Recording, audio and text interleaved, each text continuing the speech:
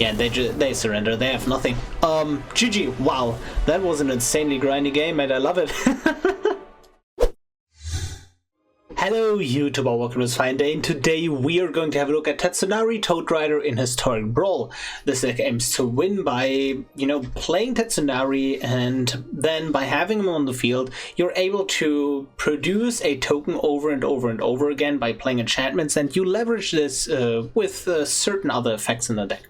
So Tatsunari Toad Rider, the important part here is that whenever we cast an enchantment spell, we get the token called Kaimi, and that is a legendary token if we don't have him on the field already. If we have him on the field, then we just don't get a token, but the token says whenever you cast an enchantment spell, each opponent loses 1 life and you gain 1 life.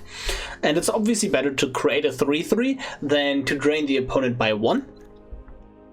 So we have a slight sacrifice package here, but like those cards are also just good on their own. Something like Bone Shards, you can always just pitch a card from your hand to it, but you can also just sacrifice your token, play another enchantment, you get the token back, which is pretty neat, right? Like Village Rites, those sorts of cards that are just still individually decent, even when we don't have the token to sacrifice. The other ways we can cheat multiple tokens into play is with mutate. So if we mutate onto the token and then we mutate on top, we give the token another name. So we don't have Kaimi anymore on the field, and then we can play another enchantment and we get another one. And that way we can also just stack, like when you cast an enchantment spell, each opponent loses 1 life and you gain 1 life. We can basically stack that line multiple times on the field. What's important to remember is if we just cast 1 enchantment, this is effectively, like stat-wise, a 3-mana 6/6, which is pretty great to, you know, kill the opponent. So the approach of this whole deck is that we are kind of a bit more low to the ground. We even like play something like a Knight of the Ebon Legion. We just want to get in, pressure the opponent's life total a bit. Our top end is something like a Torment of Scarabs, and we play all the shrines. So if we type in shrine, those are all the shrines we have access to in these colors, 3 for each color. And some of them are just individually decent, like Haunted of Nightreach is nice, right? Sanctum of Stonefangs can give you some amount of reach. Haunted of Life's Web creates a bunch of 1/1s. We draw cards off of the 2 top-end blue shrines, which is pretty nice. And then some are a bit worse. I think Ghost Shintai of Hidden Cruelty is one of the worst ones, and Ghost Shintai of Lost Wisdom doesn't really do much besides, you know, these are just there for the name, or like just for the type shrine, and that is the basic idea behind that. But this is our top end, just playing a bunch of shrines, and then we basically try to see where we go from this. Like a decent curve would be, we have a Pelt Collector on 1, we have a Kami of Transience, we have a Tatsunari, and then on 4 we play an enchantment, grow the Pelt Collector now to 3 in total. We just a whole bunch of cool things we can do in the deck. I had a bunch of trouble actually like getting this deck, like putting this deck together. I'm still not convinced that this is the best way to build Tatsunari.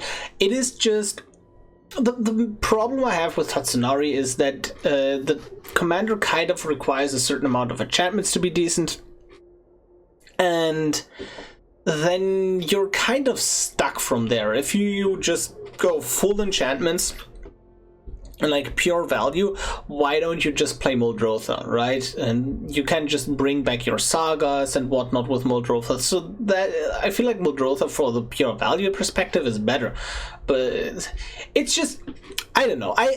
For me, it wasn't really obvious what to immediately do with this commander, and so we're trying this build out today. And this is by no means a perfect version of the deck. It is just something that I'm trying out, and I want to see how it goes. Anyways, let's jump right into some games. If you enjoy the content, leave me a like, subscribe to the channel, all the fun stuff, and let's go. We are ready to play against Kyodai. And yeah, this hand has actually no black mana here, which is kind of awkward. I'm going to ship it. I mean, I could get black off of sacrificing the Ghost Shintai, but what does that do really? I think this is a bit better. So we play the Blooming March on 1, so we can go Cameo of Transience on 2. Yeah, get the green, Kami. I want to get another land here. Just one untapped land and then the hand is basically unlocked. Obviously, optimally, it would be a swamp, but that doesn't even have to like be this way. So Treacherous Blessing is interesting. We can obviously sacrifice it with something like a Raska, but we don't have too many ways to sacrifice it. But when the Toad is out, like just a 3 mana draw 3 is just really nice value. And we kind of counteract the life loss with the Kaimi token. So yeah, that's what the basic idea behind Treacherous Blessing here. I wish I would get the land. Just the 3rd land. That's all I wish for. Let's Duress. Heartless Act on the Kami of Transience. Sure. I am going to take a Honden, I believe. Yeah, let's just get rid of their shrines. Shrines are really good if you have more shrines, and if they have less shrines, that is better for me. Let's see. Yep, Guardian Idol, as expected. Ah, perfect. Just a few turns too late, but I think we can work with that. D-Spark doesn't do anything here. Okay, I assume that they're going to play their Mortal Sun, which is a pretty nice card to keep their hand nice and full here. But it is what it is. Sure. Okay, could go Treacherous Blessing, draw a bunch of cards, or Elspeth's Nightmare and then just create the token. Well, both create the token, actually. Yeah, sure, Treacherous Blessing. I'm the aggressor here. Need to draw cards. Give me a green source untapped, please. Or, you know, no land whatsoever.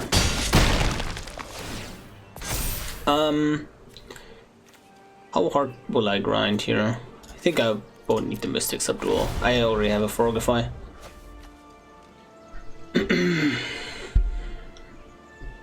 And they're getting kind of low on life here. They currently don't... Yeah, okay, Honden, sure. It's better than them having like an actual board presence with a Honden of Life Swap, so I guess there's that. Let's see. Kind of don't really have an option here of what to do.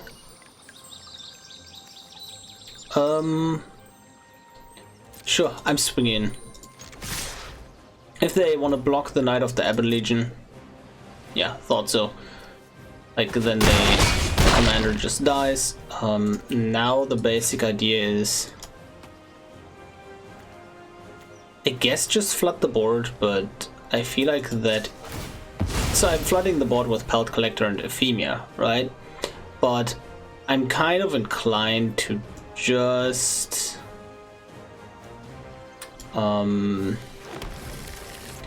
play something along the lines of Pelt Collector and then an Elspeth's Nightmare to peek at their hand, see what they're getting, or a Phyrexian Arena.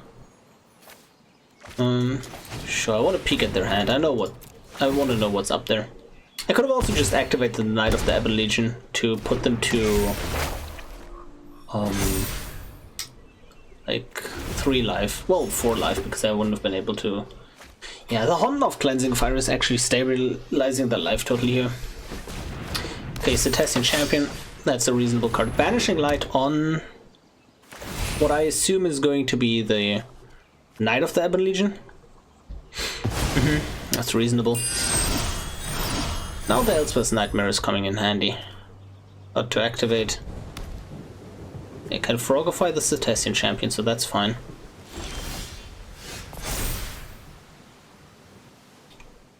What do you have there?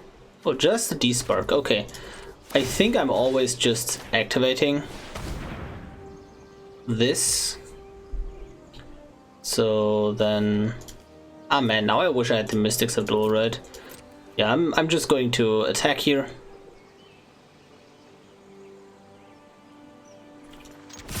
because the only thing that can block here is the... Oh, they didn't even play the Kyodai here. Interesting enough. Okay, how do I want to set this up? I can get a Sanctum Weaver out, and that gives me 1, 2, 3 mana at the very least next turn. I think if they top deck an enchantment, it's just too dangerous not to Frogify now. And this actually leaves me with lethal on board next turn as well.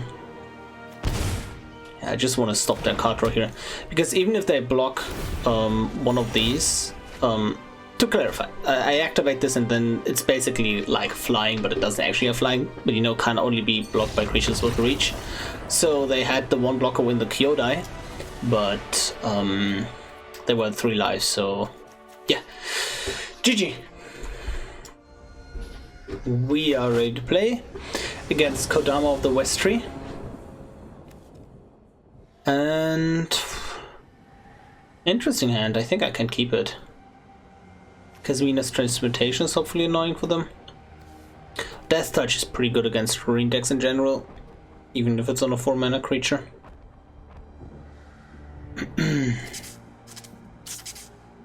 Yeah, the only thing is that I can't stop them from ramping. So maybe I'm supposed to ship this because they're going first, right? So if they go modified creature on 1, modified creature on 2, before the Transmutation can actually hit the Kodama, I'm still getting hit with 2 or like 1 modified creature and they're ramping off of that. So maybe I'm supposed to ship it. Maybe I'm just getting a few more removal spells. Yeah, sure, let's go. I think this is actually better hand because I have a binding, I have a bit of ramp. Okay, let's just Gilded Goose. Next turn I'm going to play the Hive, play the Knight of the Ebon Legion, have something to block with. That's pretty good. And then yeah, I like the previous hand was just basically contesting them on the board, which is really usually not happening. I think we need to outvalue the opponent here. So yeah, I don't think that was like, yeah, sure. So this is a pretty interesting one because I can just Deadly Dispute the Gilded Goose here, which is pretty cool. Draw and then play Tatsunari into Binding of the Old Gods, or Binding the Old Gods. It's not the binding of the gods, it is the act of binding gods. Could I instead, depending on what they do, right? Like, oh wow, Fabled Passage, interesting. I'm not blocking here. I can also just go Sanctum of Calm Waters next turn, which would be pretty great as well. Okay, Blizzard Brawl. I feel like now I can just sacrifice the Knight of the Ebon Legion here. That is fine. Oh, also with the Deadly Dispute I get a treasure, so I can still just like get binding, or I mean they have 1 mana up, so this thing gets hexproof, but Setestian Champion, I guess. Yeah, just draw a bunch of cards, get removal with the binding. Also going to play out the Land Wolves here. No attacks.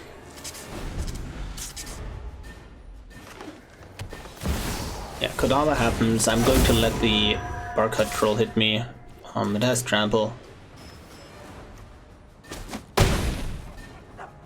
Okay.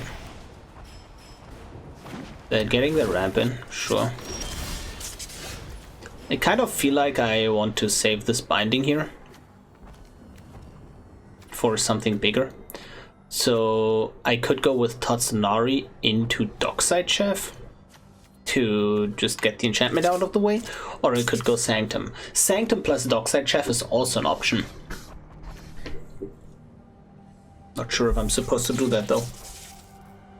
But I'm drawing a card every time I like play an enchantment here with this Setestian, so I'm probably supposed to do that. So let's draw first with this Dockside Chef.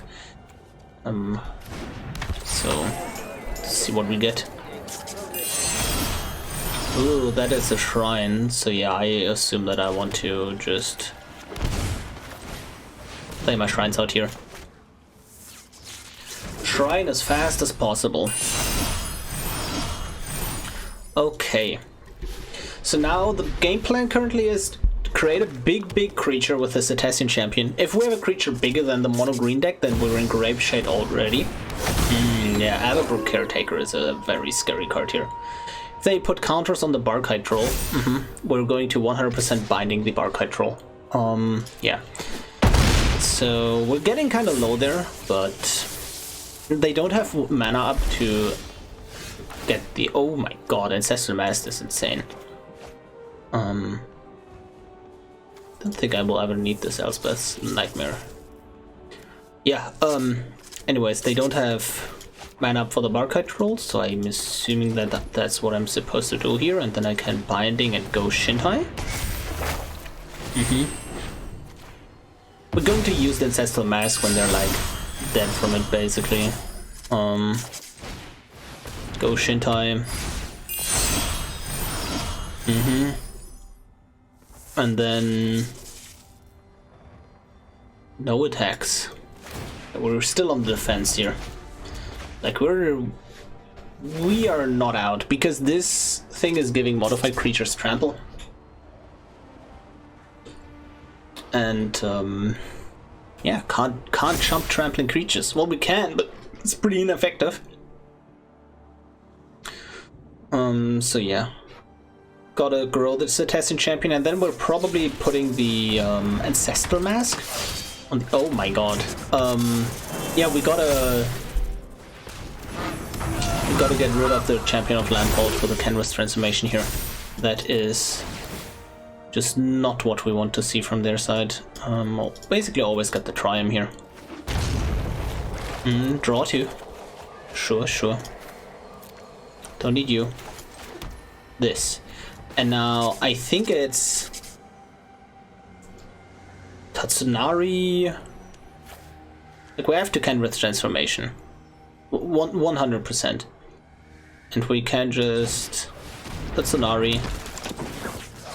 Then now we can block again with this. Draw. And then I think I can, yeah, activate the Goshintai to grow it by 2, which is interesting. But maybe I'm supposed to just like not do that. No, we're just making a huge board, right? So the argument against doing like putting 2 counters on the Goshintai of Boundless Vigor is that I can activate the Gilded Goose. And I can hope, like, they're transforming the ever... Oh, this is each creature we control, right? Oh my god, that is so much. Oh my god. Each. That is just insanely brutal. Yeah, I think they have too much total power here on board, right? Discard a card, sure. So, how am I going to do this? I think I just have to try to go for lethal here. And I can do that with a Ancestral Mask. And put it on the Goshintai of Boundless Vigor because it has Trample. I could have also put it on the Gilded Goose, but I feel like Death Touch plus Trample is just it's such a great option. Okay. Sacrifice the Lano Elves. We need every single point of damage we can get right now. And then Treacherous Blessing. Yeah, just draw a bunch of cards. Grow the Ancestral Mask. Legitimately just go for lethal here. Still have 3 more damage off of that. Okay, Frogify. Is that more damage than a... This? Not right now, but...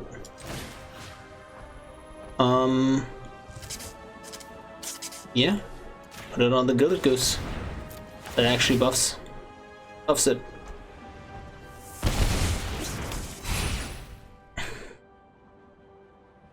Okay. Activate Tatsunari and swing it with everything. But yeah, we're dead to the Everbrook. I think I should have earlier just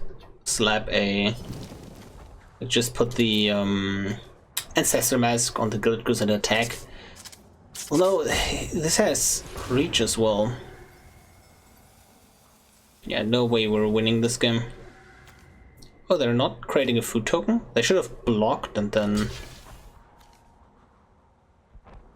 create a food that actually cost them 7 life, but yeah, no shot.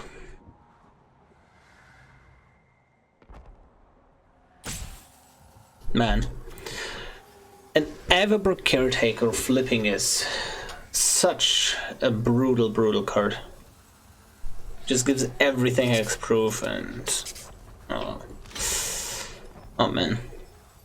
It's a pretty cool card though. Also great artwork.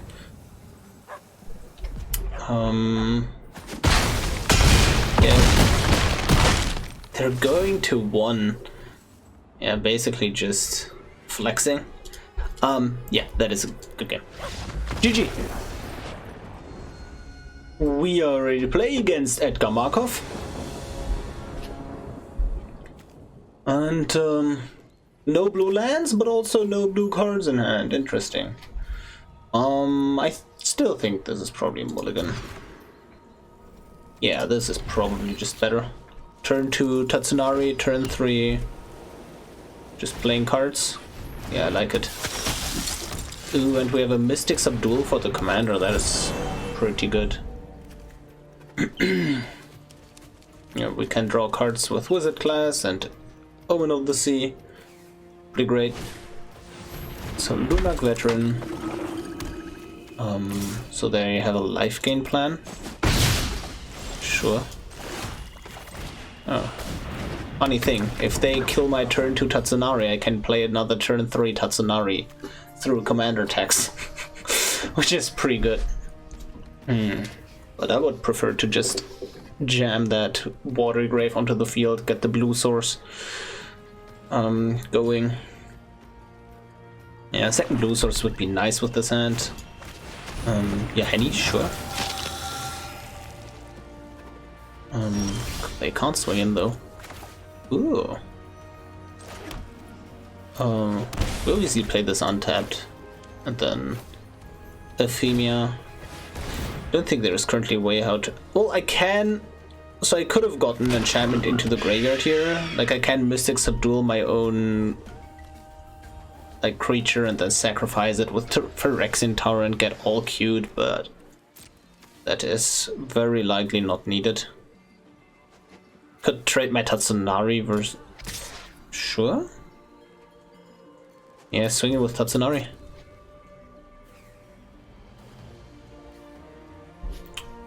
And they're probably not doing anything.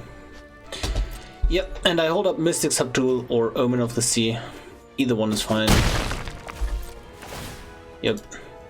No trigger on Ephemia here. Okay. Yep. And I let them swing in. And then I'm going to Mystic Subdual. See, I'm going to block you with the Kaimi.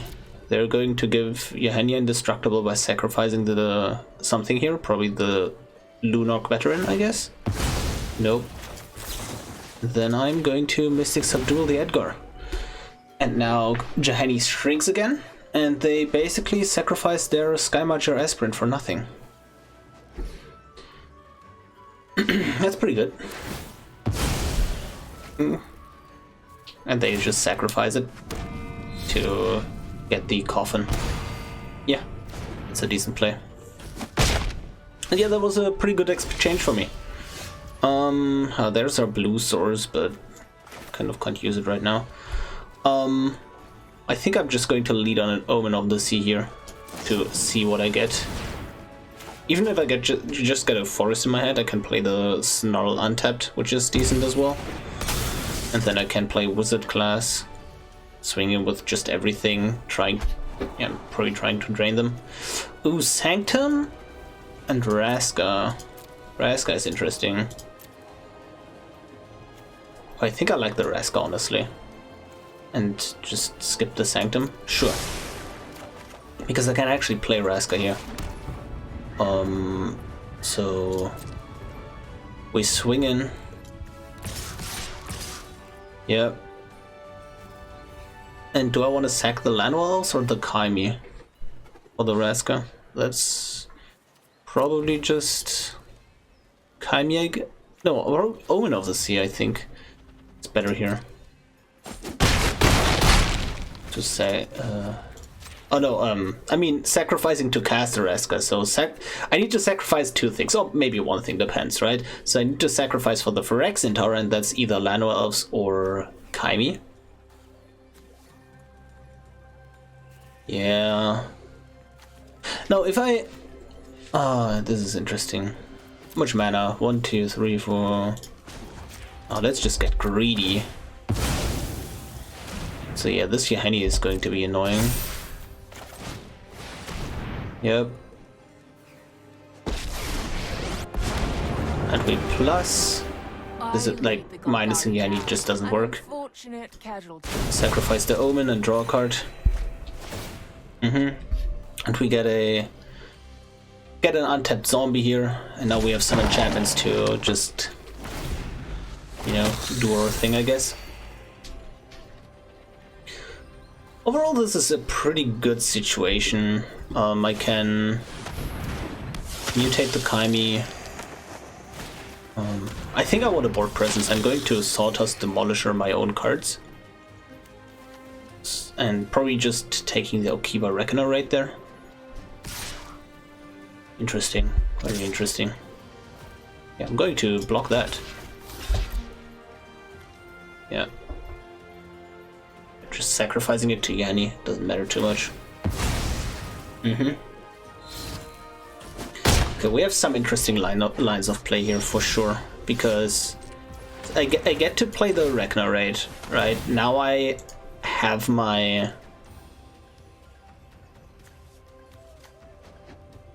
Yeah.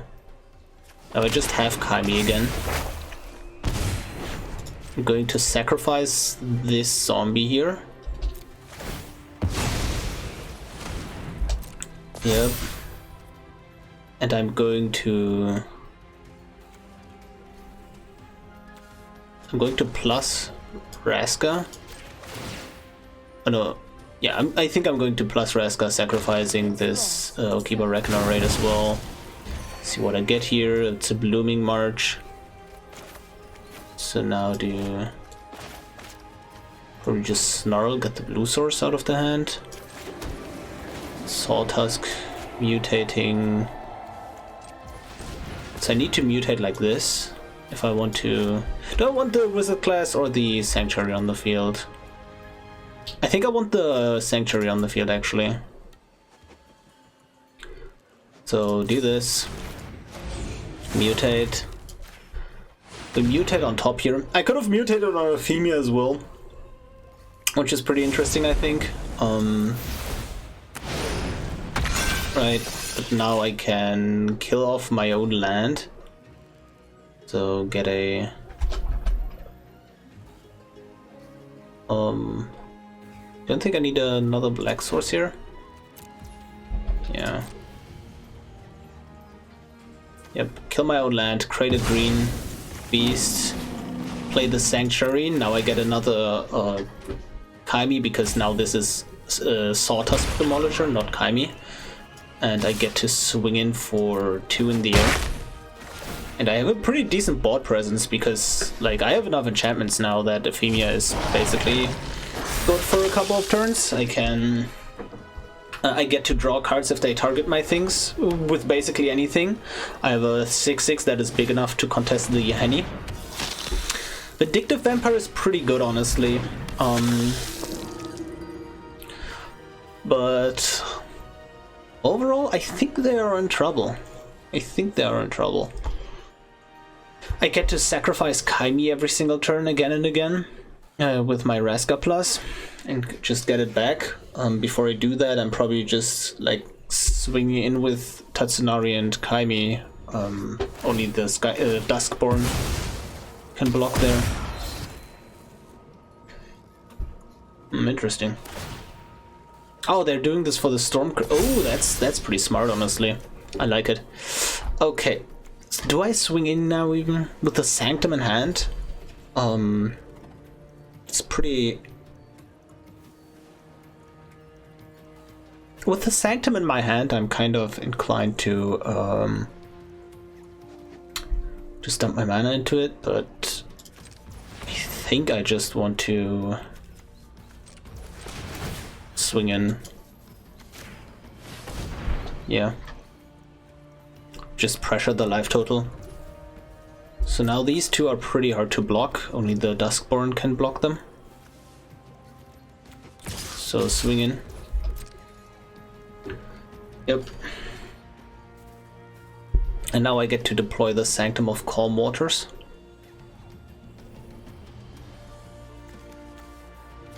The question is, if I cast this, right? And then this additional cost I sacrifice this doesn't work, right? Yeah. Well, it does work for the Tatsunari, but I don't get the... Yeah. Whatever, doesn't matter. It does work out in the end. And I think I'm sacrificing something else here. I don't think I need this Shaper Sanctuary anymore, since they're unlikely to target my things. Minusing on Yahenni doesn't do much, and killing something else doesn't do too much either. I'm just going to chump this Yahenni now. Yeah, let's sacrifice this. Yep. Exile. Yeah, that's a pretty cool game overall here. So Edgar Markov, we can deal with that. We can just fatal push it basically to get rid of the buff. And the ground is pretty well gummed up with this Sawtusk with the 3/3s. Overall, this is just really annoying for them. I'm really a big fan of this situation. Oh, Blood Type, that is actually really annoying. Are you 4 or 5 mana card? You're a 5 mana card, huh? I think... Yeah, then Fatal Push goes. Because that thing is currently what's blocking my Tatsunari and my Kaimi. Oh well. Jump you. Get to draw a couple of cards with the Wizard class. That also, like, if it's fully leveled up, I'm going to put a bunch of counters on Sawtusk Demolisher, and that thing has trample, so they also have to watch out for that. Maybe put a couple of counters on Tatsunari and Kaimi, just to grow it. And they're putting counters on the Blood Tithe Collector, I assume. Or the Duskborn Sky Martyr. Yeah, makes even more sense. I like it. Yep, I'm going to draw a discard. Interesting. I think I just want to level up this Wizard class as soon as possible, right? That's 7 mana total. 1, 2, 3, 4, 5, 6, 7. Yeah, 7. Yeah, so I'm getting rid of the Torment of Scarabs. I'm going to play this on blue. Yep. Oh, I messed up. I was supposed to sacrifice the Kaimi, I think. But maybe I'm just supposed to drain them, actually. Maybe we're just draining. Let's draw cards before I do anything big here. Draw 2. I'm going to... Oh, I can just Frogify the Vindictive Vampire. That is pretty interesting. Or just Frogify Edgar. Then they just flip it back. Could Frogify Yahenni. If I Frogify Vindictive, that's pretty tempting because I get to, like, they don't gain life anymore, right? So the big question is, do I plus Rask on something here first? Like on the Kaimi specifically? Probably. Sure. Sacrifice, draw. That's pretty good as well. Yeah. So add Frogify you, and I'm going to drain them again with the Warlock Class. Yeah, they're just losing so much life. Look at this. They're just getting drained out here. Yep. Warlock Class, at the beginning of your end step, if a creature died this turn, each opponent loses 1 life. And a creature did die this turn, because that's the Kaimi. So they're going down to 2 life here, actually. Damn, yeah, they're just getting drained out. Oh man. This is insane. Okay, so next turn, basically any enchantment kills them. I can ultimate Raska, so they're kind of forced to attack it with the 2 flyers, so it doesn't, you know, ultimate.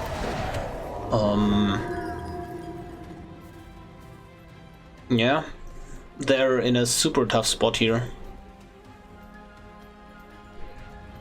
The 2 flyers swinging at Raska. I'm probably just going to let that go through, because she doesn't die from that attack. Yeah, and he also swings. Do I care if that connects? Not really. So I'm just not going to block anything here, I think. And then they're dead to basically any 1 enchantment. I can activate Warlock Class, I get to draw off of Raska, I get to draw off of Sanctum, so that's 1, 2, 3, 4, 5, 6. With my natural draw, that's looking 6 cards deep. I think my math is correct here. So that is... Oh, I also just have lethal of the Warlock Class alone, if they don't swing in with a life linker. Because I can just level the Warlock Class up. I can sacrifice a creature with the Phyrexian Tower, and then they lose 1 life. Right. So at the beginning of each end step, can I please read my card? Beginning of each end step, beginning of your end step. Yeah, that should work, right? If I... Oh, they gained 1 life of the Phantom. Yeah, so I do need to... Wait, did they just sacrifice the Phantom? That's interesting. Wait, I'm so extremely confused right now. Oh no, they sacrificed the Vampire. So they have... Oh yeah, they have deceptively more life than one might think. But I am going to... I don't need this much blue, so tap you, tap you. Wizard Class, give me an enchantment, so they're forced to sacrifice something here. Any enchantment does it. I think I want the Shrine here. Okay. I think I won't need the Wizard Class ever again here. And I just want to drain them out. Right? Could sacrifice Kaimi and get another one, but... Oh no, you know what I'm going to do? I'm going to mutate on this. Right? So now I have over. Yes, basically always over in this deck. And let's just do this. Oh wait, I missed lethal, right? Yeah, I missed lethal. So I could have, since they don't have blockers. Yeah, they have the Luminous Phantom to block, but they could have. No, I technically didn't miss lethal, but it was for sure the more optimal line of play to sacrifice a zombie and then have 1 additional mana and swing with Tatsunari and Kaimi at their face. So that was a slight misplay on my part there. But yeah, this is brutal for them. They need to just sacrifice anything to the Henny here. To stay alive with the Luminous Phantom.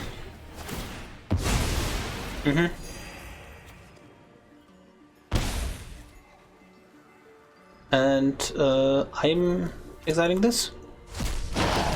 Yeah, a 2 mana 2/1 flyer that creates a 2/2 every single end step is pretty good, honestly, if it's an enchantment.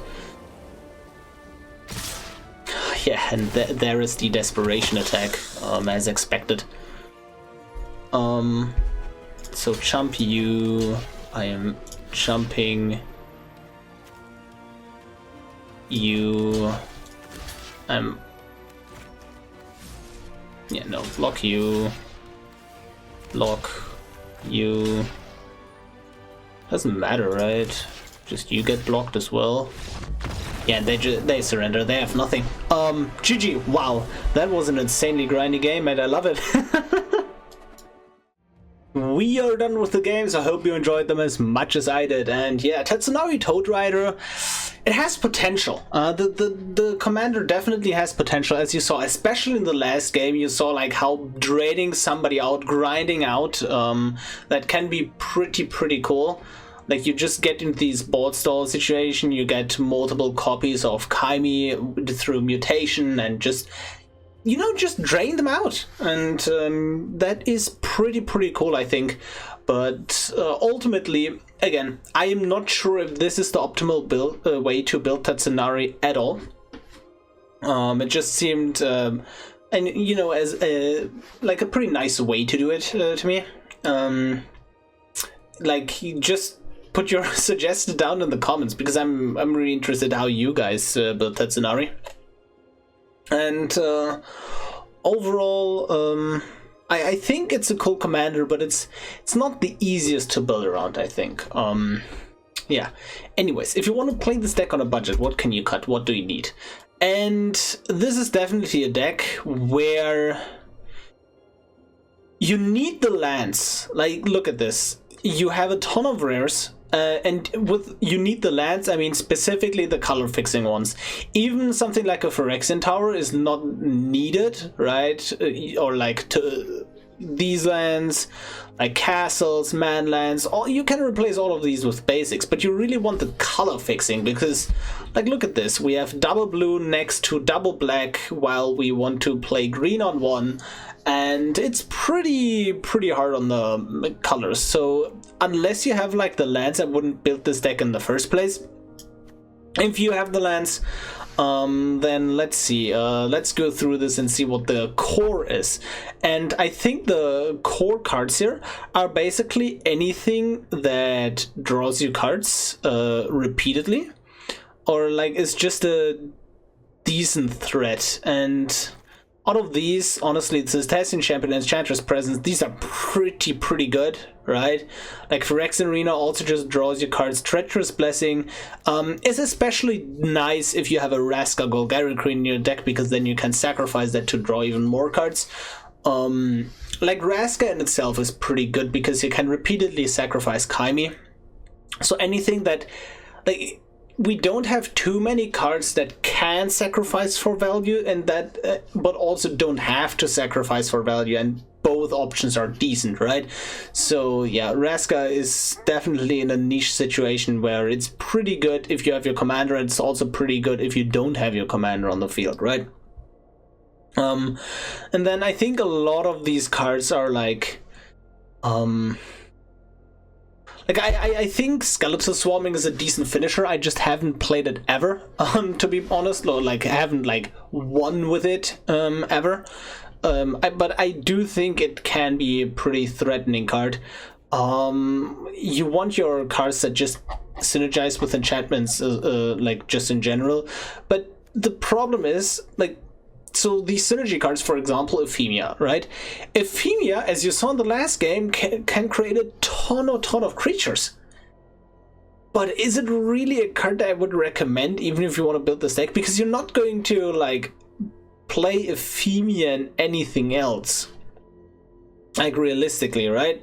So, at the end of the day, I think it just boils down to craft the staples. Like, something like a Pelt Collector is even a staple if you just enjoy a green aggressive deck, right? Shaper Sanctuary can be considered a staple. Like, I personally enjoy Shaper Sanctuary a lot, and you see it in a bunch of green creature-based decks that I play on this channel.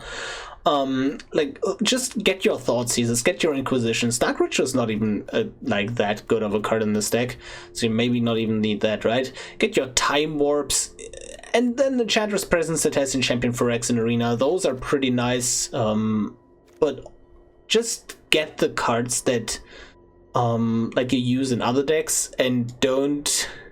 I wouldn't invest too much in this build, frankly, because I'm not even sure if this is the 100% correct build, but I did enjoy it. Took a long time to me to make this, because I just wasn't sure which direction to go in, but here it is, finally, my Tatsunari Toad Rider deck. Hope you enjoyed the video, and I will see you in the next one.